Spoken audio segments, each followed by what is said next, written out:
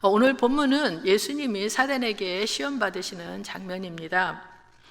하나님의 아들이신 예수님이 공생애를 시작하시기 전에 40일 동안 금식하시면서 육신이 매우 쇠약해진 상태에서 사단에게 3번에 걸쳐 시험을 받으십니다. 예수님을 시험한 그 사단은 인류 최초의 그 인간이었던 아담도 시험했습니다. 그때 아담은 시험에서 실패하여 타락하고 인류의 죄와 사망을 가져왔습니다. 반면에 예수님은 마귀의 시험에서 승리하시는 것을 볼 수가 있습니다. 먼저 시험 받으시기 전에 어떤 일이 있었는지 살펴보겠습니다. 누가복음 3장 21절입니다. 백성이 다 세례를 받을새 예수도 세례를 받으시고 기도하실 때 하늘이 열리며 성령이 비둘기 같은 형체로 그 위에 강림하시더니 하늘로부터 소리가 나기를 너는 내 사랑하는 아들이라 내가 너를 기뻐하노라 하시니라. 예수님께서 요단강에서 성령을 받으시고 광야로 나가셨다는 것이 굉장히 중요합니다. 하나님의 아들이신 예수님께서 인간의 육체를 입으시고 요단강에서 세례를 받으신 뒤에 기도하시니까 하늘문이 열리고 또 성령님께서 비둘기처럼 주님 위에 강림하셨습니다. 인간의 몸을 입고 오신 예수님께서는 귀신을 쫓아내고 기적을 행하고 또 병을 고치고 말씀을 선포하기 위해서 성령의 능력이 필요했습니다. 만약 예수님께서 인간의 몸을 입지 않았더라면 이런 것이 필요하지 않았을 겁니다. 그러나 예수님께서 인간의 육체를 입고 오셨기 때문에 사역 첫머리에 성령의 임하심이 필요했던 것입니다. 그것은 우리에게 주는 메시지이기도 합니다. 하나님의 사람은 반드시 성령 충만함을 받고 사역을 해야만 하게 됩니다. 그렇지 않으면 그 다음에 다가오는 마귀의 시험을 이길 수가 없습니다. 그래서 기도해야 되고 하늘문이 열리는 경험을 하셔야 합니다. 예수님도 인간의 육체를 입으셨을 때 성령의 임재와 충만함이 필요했다면 죄 많고 연약한 우리들이야말로 두말할 나위가 없을 것입니다. 인간의 책임과 열심만으로는 하나님의 일을 할 수가 없습니다. 우리 모두가 하늘문이 열리는 기도의 체험, 성령님이 임하는 체험을 해야 합니다. 예수님은 성령님이 임하시면서 너는 내가 사랑하는 아들이다. 내가 너를 기뻐한다는 하나님 아버지의 음성을 들으시고 성령의 충만함을 받으시고 마귀의 시험을 받으셨기 때문에 마귀가 하는 간교한 말이 먹혀 들어가지가 않은 것입니다. 하나님의 말씀으로 채워졌기 때문에 마귀의 공격이 들어갈 수가 없었습니다. 그런데 성령님께서 이 은혜 충만한 요단강에서 광야로 예수님을 인도해 가십니다. 오늘 본문 1절, 2절입니다. 예수께서 성령의 충만함을 입어 요단강에서 돌아오사 광야에서 40일 동안 성령에게 이끌리시며 마귀에게 시험을 받으시더라. 이 모든 날에 아무것도 잡수시지 아니하시니 날수가 다하며 줄이신더라. 1절에서는 그 성령이라는 말이 연거푸 2번 나옵니다. 요단강에서 성령님께서 예수님을 충만하게 하시고 또 성령님께서 요단강에서 광야로 예수님을 이끌어 가셨습니다. 요단강은 어찌 보면 축복의 자리이고 또 하늘문이 열린 예배의 자리였고 성령이 쏟아진 은혜의 자리였고 영적인 감동이 있는 곳이었지만 광야는 아무도 없는 외로운 곳입니다. 물이 없었고 떼약볕이 내려지는 곳입니다. 당장 한순간을 살아남는 것이 힘든 그런 무서운 곳인데 성령님께서 예수님을 광야로 옮겨 가셨습니다. 하나님의 인도를 받으면 항상 푸른 초장, 잔잔한 물가로 가는 것은 아닙니다. 성령의 인도하심을 받아가는데 광야가 나옵니다. 그러나 그렇다 할지라도 그 광야에는 푸른 초장이 주지 못하는 또 다른 축복과 의미가 있습니다. 오늘날 너무나 많은 크리스찬들은 은혜의 자리 요단강가에만 머물러 있기를 원하고 고통스럽지만 하나님의 사명이 기다리는 광야로 가려 하지 않는다는 것입니다. 그런데 예수님은 달랐습니다. 하늘 보좌 버리고 낮은 땅으로 내려오는 것도 주저하지 않으셨고, 또 땅에서도 요단강에서 광야로 가는 것에 대해 주저함이 없으셨습니다. 성령 충만한 사람도 광야로 이끌림을 받기도 하고 성령의 그 이끌림을 받아서 사단의 시험을 받기도 합니다. 성경에서 말하는 시험은 두 가지가 있습니다. 하나는 하나님께서 하나님의 백성이 얼마나 하나님을 순종하는가를 테스트하는 테스트하는 것으로 우리의 믿음을 단단하게 하는 하나님이 주시는 시험이 있는데, 이걸 영어 성경에서는 앞에서도 언급했지만 그 테스트라고 합니다. 모리아산에서 이삭을 바치라는 하나님의 시험이 그런 것이었습니다. 그걸 통해서 믿음의 조상 아브라함이 되어납니다. 하지만 우리를 파괴시키고 믿음을 흔들어 놓는 마귀의 시험이 있는데, 이건 우리가 잘 아는 템프테이션이라고 합니다. 에덴 동산에서 아담을 시험 들게 한 시험이 바로 그런 것이었습니다. 예수님께서 본격적인 공생의 사역을 시작하시기 전에 광야에서 40일 금식 기도를 하셨고, 여기서 마귀와 영적인 전투를 하십니다. 마귀가 템테이션으로 예수님을 기다리고 있다는 것을 뻔히 아시면서 예수님께서는 의도적으로 마귀가 부딪히러 가셨습니다. 성령께서 이끌었다고 하는 것은 성령님께서 예수님을 끌고 가는 것이 아니라 예수님께서 당당하게 가신 것을 말합니다. 이미 능력이 충만하신 예수님이 자기의 승리를 확증하려고 들어가신 것입니다. 왜 예수님이 가셨는가 하면 예수님이 두 번째 아담이셨기 때문입니다. 첫 번째 아담이 와서 에덴 동산에서의 마귀와의 전쟁에서 졌기 때문에 온 인류가 죄의 노예가 되었습니다. 두 번째 아담 예수님은 그 문제를 다시 돌리려고 오신 것입니다. 이걸 역전시켜야만 했습니다. 마귀와의 그 한판 승부를 다시 벌려서 온 인류를 죄의 사슬에서 끊어내야만 되는 것입니다. 그래서 이 공생에 시작하기 전에 마귀와의 그 한판 승부는 십자가에서 이루실 예수님의 완전한 승리의 서막인 것입니다. 그래서 오늘 대결할 세 가지 시험에서 마귀를 꺾음으로 말미암아 에덴 동산에서 아담이 겪었던 그 패배를 다시 한번 역전시키는 대반전이 일어나게 될 것입니다. 예수님은 그런 영적인 승리를 전제하시고 마귀의 시험을 당하신 것입니다. 첫 번째 시험을 보겠습니다. 3절입니다. 마귀가 이르되 내가 만약 하나님의 아들이거든 이 돌들에게 명하여 떡이 되게 하라. 이 말씀은 쉽게 말해서 하나님을 이용해서 너의 육체의 필요를 채우라는 것입니다. 마귀는 우리가 가장 약할 때 약점을 치고 들어옵니다. 배부른 사람에게 이 떡 유혹은 별로 시험이 되지 않습니다. 그런데 예수님은 지금 40일 금식을 하셨기 때문에 줄이셨습니다.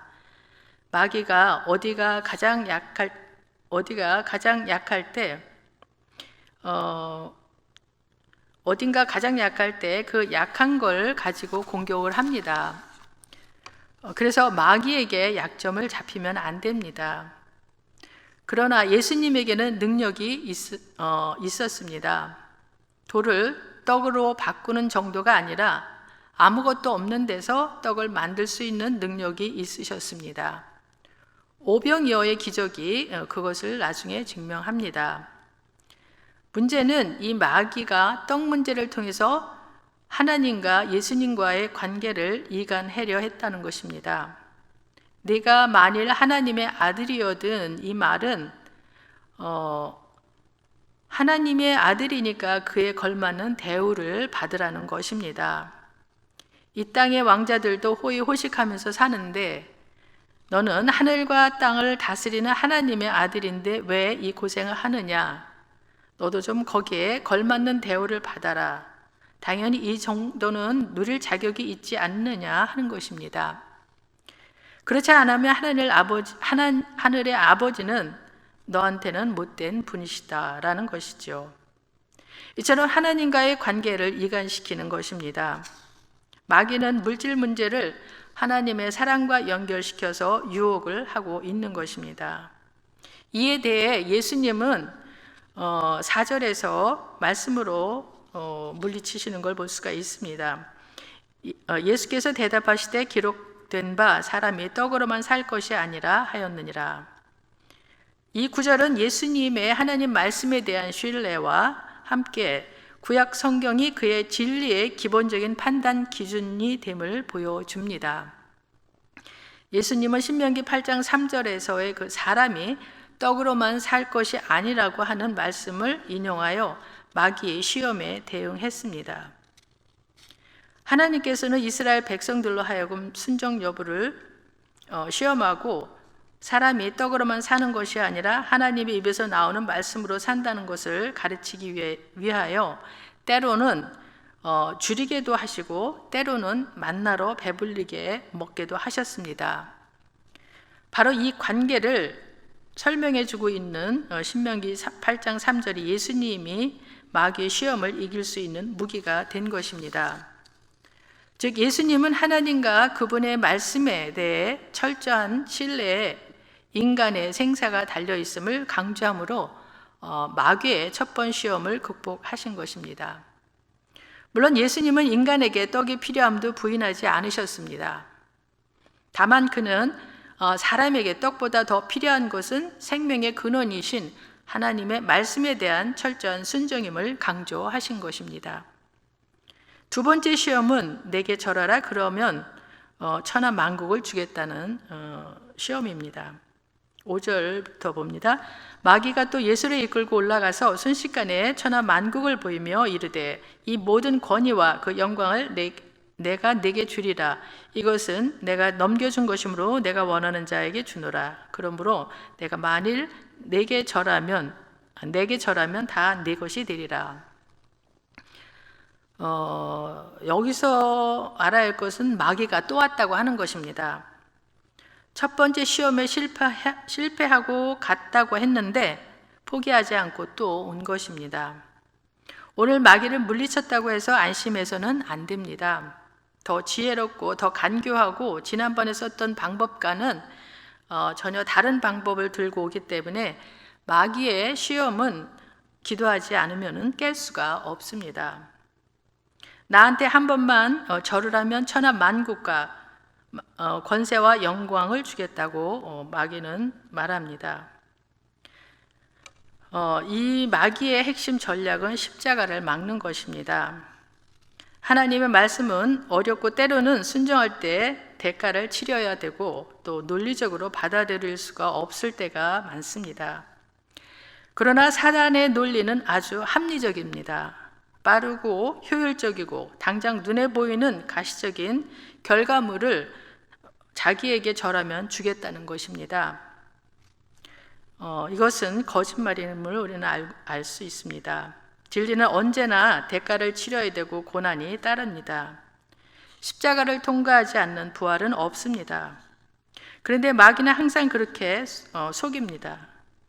에덴 동산에서도 그랬습니다. 선악과를 따먹으면 너희들도 정녕 하나님과 같이 될 것이라고 했지만 하나님같이 됐나요? 정반대로 하나님의 길은 처음에는 힘들고 어려워 보여도 항상 영광으로 우리를 인도합니다. 예수님은 또다시 말씀으로 마귀의 괴계를 물리치십니다. 8절입니다. 예수께서 대답하여 이르시되 기록된 바 주 너의 하나님께 경배하고 다만 그를 섬기라 하였느니라. 예수님은 신명기 6장 13절을 인용하여 마귀의 시험을 물리치심으로써 자신의 신적 권능을 사용하기보다는 한 인간으로서 하나님의 말씀의 능력에 대한 공경과 하나님에 대한 경배의 모범을 직접 보여주셨습니다. 여기서 경배는 예배하라는 뜻입니다. 영적 전쟁의 승리의 비밀은 예배에 있습니다. 제대로 하나님을 예배하는 자가 하나님의 사역도 합니다. 하나님께 경배하고 다만 그를 섬기라. 이 섬기라는 말은 serve하다는 말로 사역하라는 말입니다. 예배와 사역이 같이 갑니다.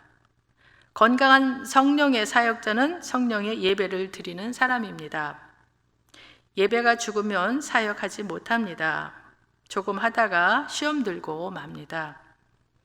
어렵고 힘들어도 그 자리를 떠나지 않습니다. 십자가의 길을 택하는 것입니다. 예수님은 천하의 권세와 영광을 다 받으실 것입니다. 그렇지만 십자가를 통해서 받으십니다. 마귀에게 절해서 받는 것이 아닙니다. 이제 예수님에 대한 마귀의 마지막 세 번째 시험 장면이 이어지는데 마태복음에서는 이게 두 번째 시험으로 기록되어져 있습니다. 마지막 시험은 명예심을 자극하는 시험이었습니다. 이 시험은 스타가 되라는 것입니다. 9절입니다. 또 이끌고 예루살렘으로 가서 성전 꼭대기에 세우고 이르되 내가 만일 하나님의 아들이거든 여기서 뛰어내리라. 예루살렘은 유대인들에게 있어 정치, 종교, 문화 모든 영역에 있어서 중심지였습니다. 더욱이 성전은 하나님의 임재의 처소이자 계시의 장소였습니다.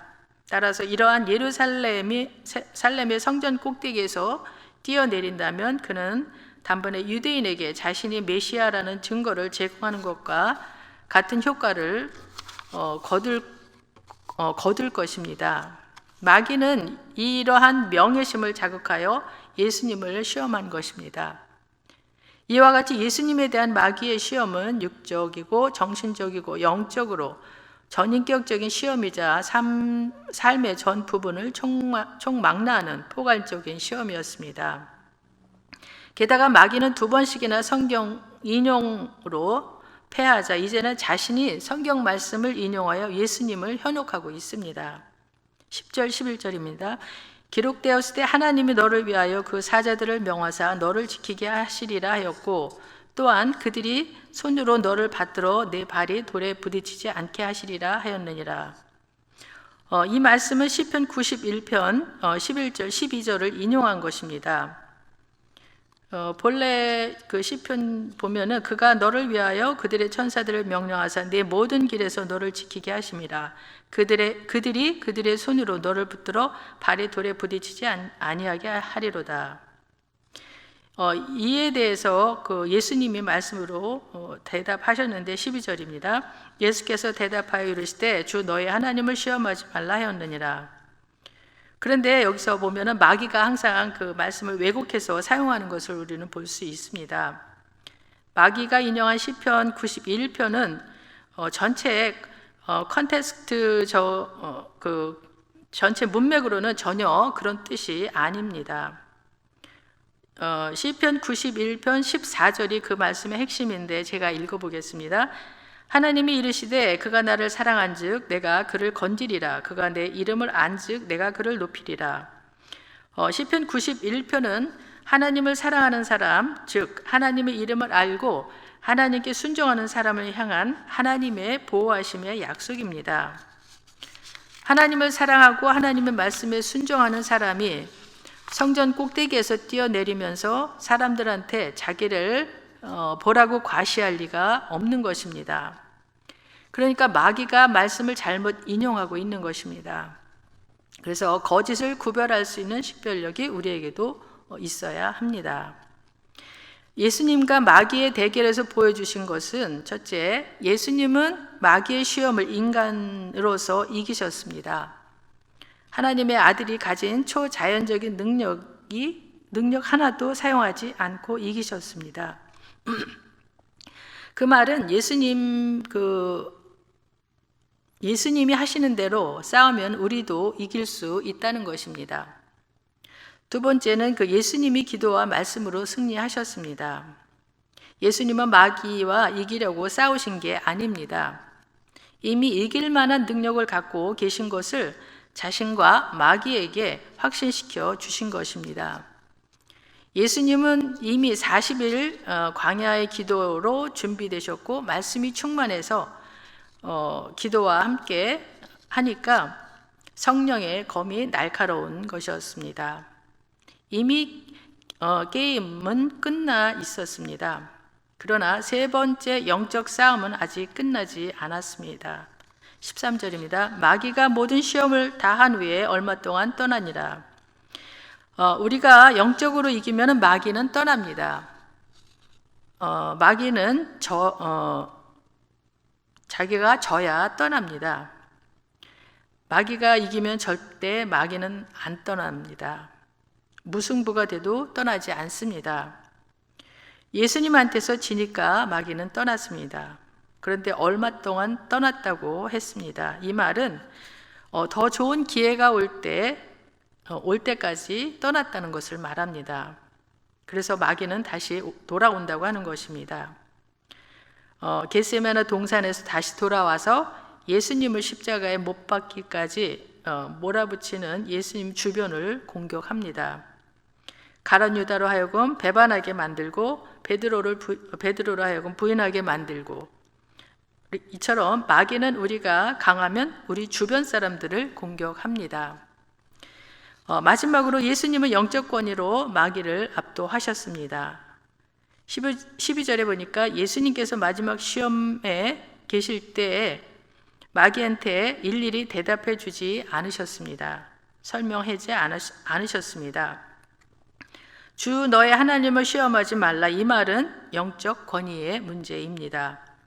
인간적인 논리로 말싸움을 할 필요가 없습니다. 마귀는 예수의 이름을 선포하고 내쫓는 것입니다. 물리치는 것입니다. 예수의 보혈로 물리치는 것입니다. 성도들 간에 서로 사랑하는 힘으로 물리치는 것이고, 또 기도와 말씀의 검으로 물리치는 것이지 설득하고 대화하는 게 아닙니다.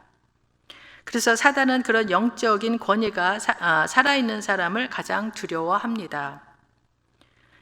시험하고 공격하다가도 금방 패배하고 물러갑니다. 저는 우리 교회가 성령의 기름 부으심, 예수님의 보혈과 기도와 말씀으로 가득 차서 마귀가 왔다가 일곱 길로 도망하는 그런 교회라고 믿습니다. 우리 모두 성령 충만함과 말씀으로 충만하여 늘 이기고 승리하는 주의 백성들 되시기를 축복합니다. 기도하겠습니다.